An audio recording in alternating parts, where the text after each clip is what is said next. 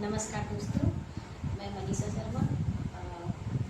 आज हम एक ऐसे विषय पे बात करने चाहते हैं कि सेकंड ग्रेड की एग्ज़ाम की आने अभी कुछ ही दिनों में एग्ज़ाम कंडक्ट होने वाला है। तो मुझे लगा और कुछ बच्चों की रिक्वायर्ड भी थी, तो मुझे लगा कि इस पे हमें चर्चा करनी चाहिए और एक नया वीडियो लाना चाहिए। तो हालांकि ये मेरा पहला वीडियो है, पर मेरे सेशन मैं लेती रहती हूँ, बच्चों से जुड़ी रहती हूँ लाइब्रेरी में, जहाँ मैं जॉब करती हूँ वहाँ, और भी कोचिंग वगैरह में। तो उनको ये लगता है कि हमको अंतिम समय में अब क्या करना चाहिए और कैसे करना चाहिए। तो इस पे सबसे पहले ये कहते हैं कि हमको स्ट्रेस फ्री रहना, जितना हो सके हमको अच्छे से रहना है। अपनी हैबिट जो हमने लगा रखी हैं उनमें थोड़ा सा परिवर्तन लाना है।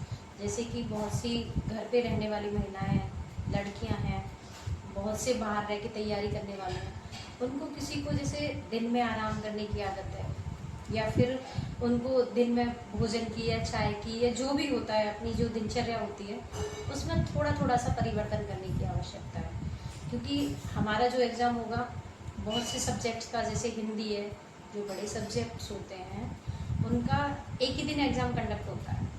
पहली पारी में एक, फिर सब्जेक्ट वाला दूसरी पारी। तो उनको वहाँ पे थोड़ी सी चीज़ें हैंडल करने में दिक्कत आती है। फिर दूसरा होता है कि हमको बहुत ज़्यादा स्ट्रेस लेना, इससे भी हमें ये चीज़ें लगती है कि हम जितना स्ट्रेस लेंगे, आप ये चीज़ें ध्यान रखो कि हमारा पढ़ाया हुआ उतना हम खराब करेंगे। और जितना आप पॉजिटिव रहोगे, जितना आप चीज़ों को रिलैक्स में रखोगे, उतना आपने कम भी पढ़ा है उसमें भी आप बेहतर से बेहतर प्रदर्शन कर सकते हो। तो सबसे पहले मेरा ये है कि अब हमको आखिरी इन 5-6 दिनों में क्या करना चाहिए। क्योंकि 13 को हमारा सबसे पहला एग्ज़ाम स्टार्ट हो रहा है। उससे पहले हमको अब किन चीज़ों पे ध्यान देना चाहिए।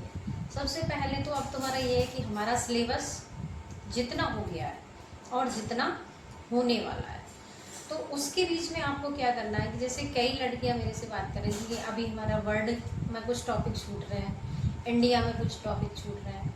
तो उसके लिए हमको सबसे पहले ये करना है कि उन टॉपिक्स को हमें कोई ऑब्जेक्टिव बुक्स लेके, जैसे कि दिशा की 2020 सबसे बेस्ट बुक आती है, उसमें ओल्ड पेपर भी आते हैं, उसमें लास्ट में हुए एग्जाम्स भी के सारे क्वेश्चन इंक्लूड होते हैं, और पुराने से और नया पैटर्न सब कुछ उसके अंदर हमको मिल जाता है। तो हमको जैसे महाद्वीप हैं, महासागर हैं, उनको तो हमें वहाँ से कर लेना ज़्यादा अच्छा होगा। क्यों?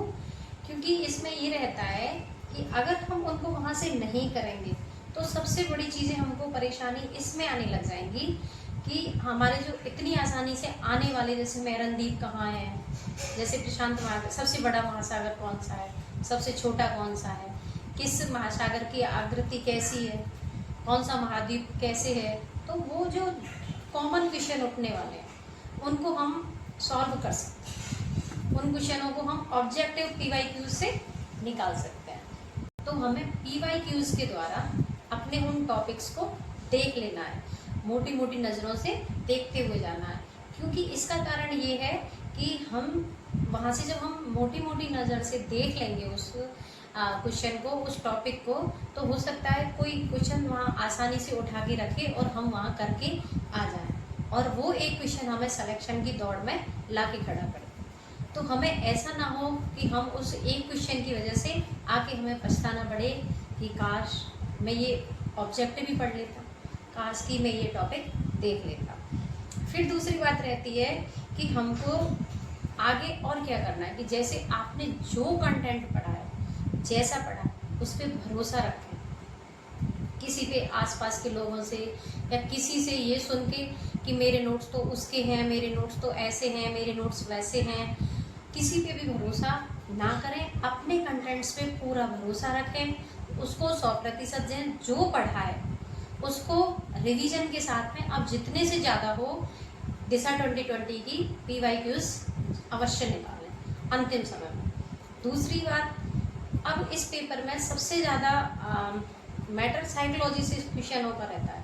तो साइकोलॉजी में क्वेश्चन जो आते हैं, हमको ऑब्जेक्टिव किताब को देखते हुए चलना है। पुराने पेपरों को, ये बहुत अच्छी बात है कि अभी पेपर हो भी चुका है और चलती हुई वैकेंसी में दोबारा से आ रहा है, तो आपकी उस पूरी तैयारी को और चार चांद रखो और आपको एक नया मौका मिल गया। जो कमी पीछे छोड़ के आए हो उन कमियों को आप आगे सही करो, ठीक करो। साइकोलॉजी के जिन टॉपिक्स को आपने देखा है, जैसे कि किशोरावस्था का, जो उनमें से ज़्यादा क्वेश्चन उठ रहे हैं, अभी जो पेपर होके चुका है उनके सारे क्वेश्चनों को उसमें देखते रहना है और उनको एक बार देख के जाना है। और फिर आगे अभी इसकी राजस्थान सरकार की सुजस पत्रिका आ रही है, पब्लिक लाइब्रेरियों में भी आ रही है, मार्केट में भी आ रही है, उनको एक बार सरसरी नज़र से देख के जाएं, क्योंकि उनमें से सीधे क्वेश्चन वहाँ पे मिलते हैं और किसी भी टॉपिक को लाइन बाय लाइन कैरी करते हुए जाएं। फिर तीसरी चीज़ होती है कि हमको और आगे क्या करना है। हमको अपना, अब आपका सिटी डल ही गई है तो अपनी सिटियों को चेक करें। अपने चेक करने के बाद में रिलैक्स माइंड में होकर वहाँ जगह का सुनिश्चित करें कि हमको कैसे निकलना है और कब निकलना है। क्या तुम्हारी ये ड्रेस कोड में अपना पूरा 100% है, ऐसा नहीं कि वहाँ आप उनसे अपना माथा बच्ची करने का सिस्टम लगा के बैठो, इससे आपका माइंड खराब होता है। दोस्तों, इससे उन लोगों की वो ड्यूटी है, वो ड्यूटी कर रहा है, लेकिन आपको अपना माइंड खराब नहीं करना है।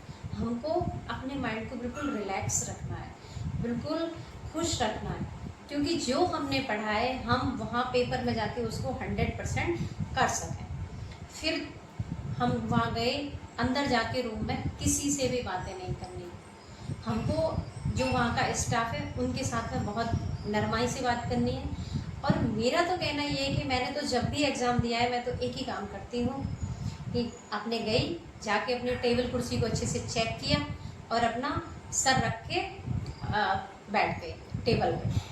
उससे क्या होता है, उससे हम किसी की फालतू बातें नहीं सुनते हैं कि वहाँ पेपर आउट हो गया, वो ये हो गया, वहाँ ये हो रहा है, उसमें इसका सिलेक्शन हो रहा है, उसमें इसका सिलेक्शन हो रहा है। हमको किसी की अन्यथा की बातों पे गौर नहीं करना है। हमने जो पढ़ा है उसको रिवाइज करना है। और सबसे अच्छी बात, आपको वहाँ थोड़ी सी ब्रीदिंग करनी, गहरी सांसें लेनी है और आपको थैंक्स यूनिवर्स बोलना है कि थैंक्स यूनिवर्स, जो मैंने किया अच्छा किया है, अब मेरे इस अच्छे को आप और भी बेहतर बनाने के लिए आप मेरा दिमाग और बॉडी बिल्कुल रिलैक्स रखें। और मुझे पूरा भरोसा है कि आप मेरी इस 3 घंटे में आप अपनी पूरी ऊर्जा का आशीर्वाद मुझे बना के रखोगे। तो मित्रों, इसी के साथ मैं विदा लेती हूँ। नमस्कार।